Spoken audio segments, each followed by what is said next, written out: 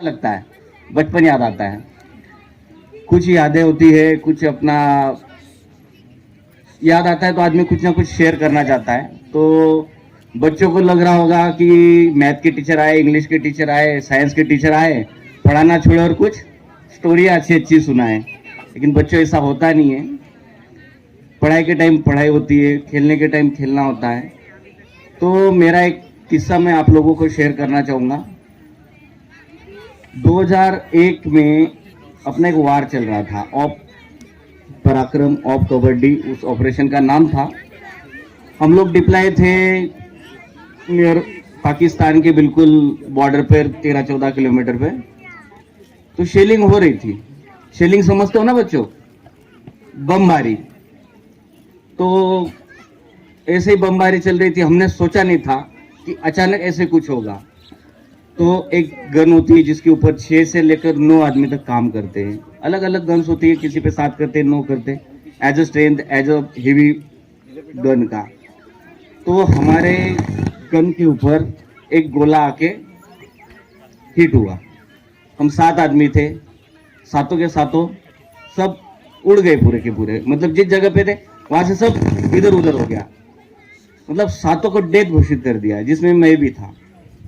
क्योंकि 2001 में क्या था ना, जब ये एक लड़ाई का माहौल होता है तो उसमें सर कोई किसी को इतना समझ नहीं पाता, क्योंकि ऊपर से बमबारी शेलिंग आ रही है। लेकिन फिर भी हमारे जो सीनियर से उन्होंने देखा कि कोई हिल रहा है, कोई नहीं हिल रहा है, उठाने में भी देर लग गई। तो उस समय में जब डेड हो जिंदा हो, लेकिन उठाना तो हमारा फर्ज होता है। उन्होंने उठाया।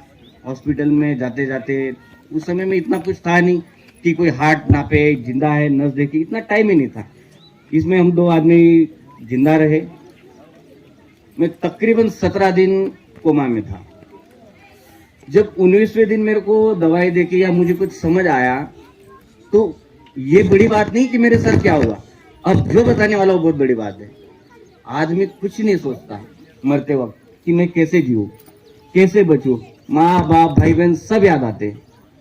तो बच्चों, उस दिन एक ही चीज सोचना, आपके मैं तो भगवान से प्रार्थना करता हूँ कि ऐसे दिन ना आए, लेकिन देश के लिए कुछ ना कुछ करना है। आज यूनिफॉर्म में मैं बहुत सुंदर दिख रहा हूँ, मुझे पता है, लेकिन इतनी आसानी से कुछ नहीं मिलता दुनिया में, कुछ भी नहीं मिलता।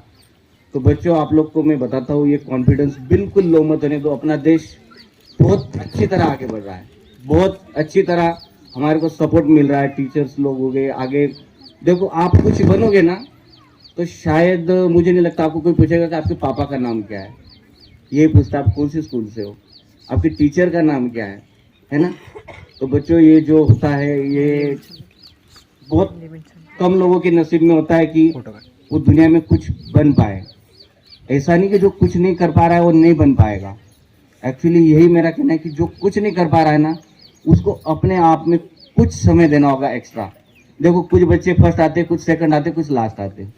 लास्ट वाले को ज्यादा ध्यान दो, वो ज्यादा जरूरी है।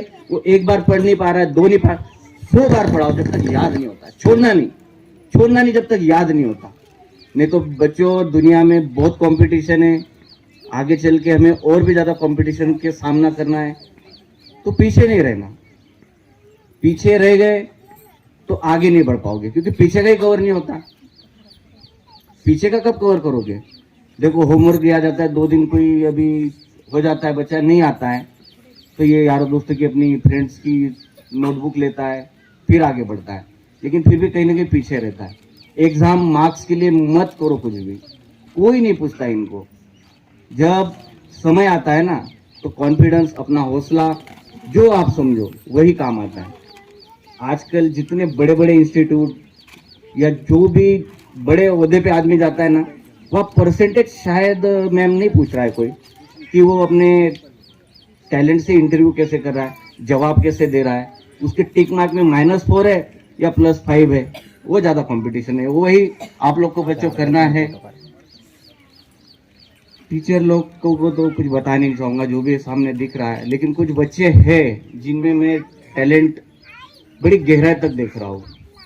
कल मेरे को मैं गांव में था, आ रहा था, तो बच्ची मेरे पास आई, बड़े प्यार से चॉकलेट खा रही थी। चॉकलेट छुपाया, काका तुम्ही उद्या आमच्या शाळेत चीफ गेस्ट आहेत ना, कुठे ते मुलगे, बहुत अच्छा लगता है, बहुत अच्छा लगता है ना। वॉक क्लासेस के बाहर मिली थी ना वो बच्ची, डांस भी करके गई वो। तो मतलब मैं कुछ ज्यादा दे नहीं पाऊंगा बच्चों आप लोग को, लेकिन एक चीज जरूर बताऊंगा, कामयाब होने के लिए कड़ी मेहनत बहुत ज्यादा जरूरी है, बहुत ज्यादा जरूरी है। आप कर रहे हो, आपके मम्मी पापा कर रहे हैं, आप लोग को वो समझ नहीं आएगा अभी, लेकिन जब आप बड़े हो जाओगे ना समझ आएगा। लेकिन आप लोगों के पीछे हर कोई मेहनत कर रहा है, टीचर, प्रिंसिपल, पेरेंट्स, अपने बड़े भाई।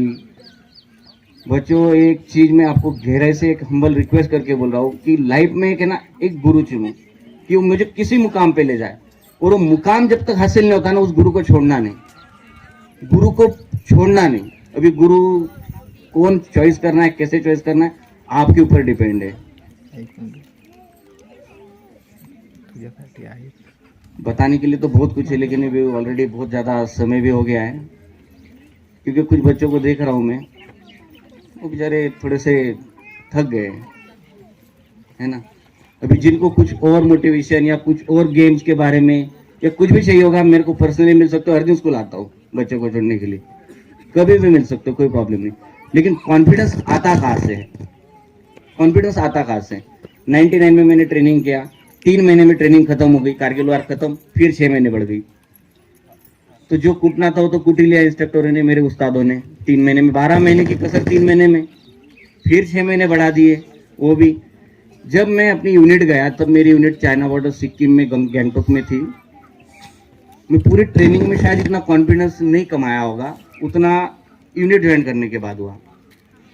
मेरे को बोले आपने क्या क्या पढ़ाई की है, क्या क्या सीखो, जो कमांडिंग ऑफिसर उन्होंने पूछा। मैंने बोला सर मैं एनसीसी में था, मैं कबड्डी खेलता था, महाराष्ट्र वाला कबड्डी खेलता, मैं कबड्डी में। बोले बेटा ये तो कोई बात नहीं, तो बॉक्सिंग करेगा। मैंने बॉक्सिंग ग्लव्स कभी नहीं पहने थे। 3 सीनियर आए, उन्होंने मेरे दोनों हाथ बांध दिए, तीनों ने फुल मजे लिए, फुल फुल, कोई मतलब कमी नहीं रखी, नाक टूट गया, कोई कमी नहीं छोड़ी। उनको तो मौका मिला, चलो भाई प्रैक्टिस उन्होंने फुल कर ली। तो उस दिन मैं निराश नहीं हुआ, मैंने एक गुरु चुना जो जिसने मेरे को ज्यादा मारा।